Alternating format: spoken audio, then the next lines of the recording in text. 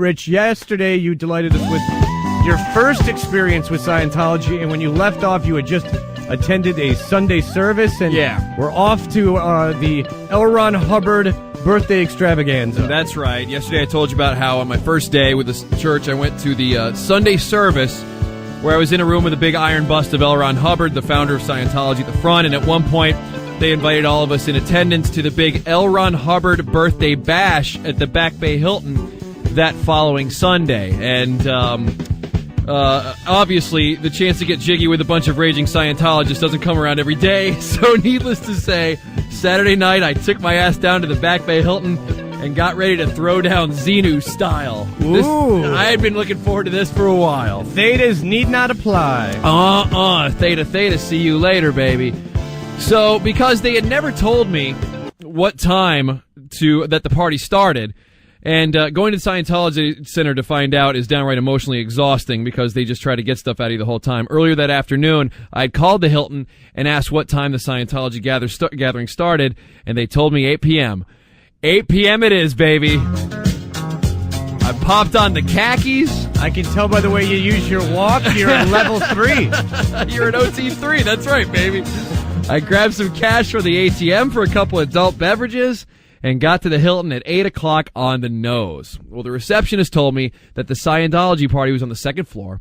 So I walked up this flight of stairs, and I immediately knew I was in the right place because right at the top of the stairs was a big Scientology sign that, as I was saying, like every other piece of Scientology marketing looks exactly like a Journey album cover. So I knew I was in the right place. But as I walked in, I guess that I didn't see what I envisioned in my head of the Scientology party looking like. I guess the whole time I had imagined the Let's Dance scene from Footloose.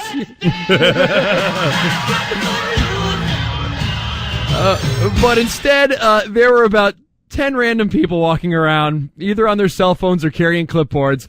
There was no music, and it was eerily quiet. Now, are you sure that you couldn't see the people that achieved OT 6 or whatever the hell it is? Right. They as people would tell us, they're apparently immortal, so maybe they've achieved invisibility. Or they were just on the ceiling. They were literally dancing on the ceiling. They were taking Lionel Richie's words to heart. So to the right where I walked in was a room with a pre-cut cake and what looked like a big silver pot of coffee. And no booze. I forgot. The Scientologists don't smile upon the old booze. Bummer. Next time I'll remember to bring some Brass Monkey to get the party started. But also in the room were about a dozen or so awards of some kind. They looked like they were given to people who had given large donations, but I could be wrong. And no, I didn't recognize any of the names on the awards. I mean, how much would it have ruled if I came back and was like, Papelbon's a Scientologist? It sounds like you should have gotten an award if there's 10 people and a dozen awards. Well, then this eerie silence was abruptly broken when on the other side of this set of doors, I heard a massive eruption of applause. Apparently, I was in the waiting room of something totally rad happening in the other room on the other side of those doors. So, of course, I head on over to the doors, about to touch one of the doorknobs, and then, of course, a short old man with glasses comes up to me and says, "I'm sorry, can I help you?" I said, "Yes, I'm here for L. Ron Hubbard's birthday party." "What's your name?" "Rich." "What are you doing here?" "Do I know you?" You really got to have your wits about you with these people because it seems like they're always trying to get something out of you. Now, they almost never leave you alone. As I told you yesterday, that one guy was standing right next to me when I was waiting for the bathroom for several minutes. Now, this guy's questioning brought about 4 or more people to head my way, including the woman who ran the Sunday service I went to the week before, and I was actually relieved to see someone that I recognized. I did one of those, "Hey, remember me? It's Rich from Sunday service last week." Now, she seemed a little less cordial than she did the week before and said, "Hey, Rich, so what can we do for you?" I said, "Well, I'm here for the big party." She then said, "How'd you find out about this?" I hesitated for a second and said, "You invited me at Sunday service." In which she answered, "Oh, yeah, of course I did." I said, "Can I go in?" No one there seemed to understand or get the fact that I knew about Sunday service or I was invited. It was the strangest thing. They had no idea why I was there, even though I had been invited. So I said, "Can I go in?" And they said, "Well, it's near the end of the presentation. I'm not sure you'll understand what's going on." I said, "That's fine. I'm a fast learner." More ums and uhs going through the group with people looking at each other. And then finally the main girl said, "Well, you can come in this way, although I'll need you to sign in first." Once again, name, address, phone numbers, email address, in which I gave none. She then walked me towards the door and said, "David Miscavige is wrapping things up right now, so you're going to have to watch the ending." whoa. Did she just say David Miscavige? The David Miscavige. For those of you guys who don't know, Miscavige is the head honcho of Scientology. The guy who, according to reports, grew a field of flowers for Tom Cruise so that he and Nicole Kidman could run through them and frolic like in The Sound of Music to win his favor back. This was big that this guy was here. So we walk towards the double doors, and she tells me that I can sit in back, and the doors open up. And in front of me, I hear this roar of applause that hits me right in the face, but I couldn't tell what was going on at first because all the lights were off. And as my eyes adjusted, I saw that in front of me was this extra-large ballroom with no less than 200 people sitting in the dark. In the front of the room were people at these big banquet tables, like at a wedding, about 10 a table, and in the back were just a big row of chairs. I guess those were the cheap seats. So I entered the door near the back of the room. It was a full house, and these people were going ballistic. At the front of the room was indeed David Miscavige. Not live, however, but on a big video screen. He was standing on what looked like the same altar that the leaked Tom Cruise video, which I believe was shot at the Scientology Center in L.A., was there. He had this large podium, and directly to his right was that big, about 40-foot tall picture or painting of L. Ron Hubbard.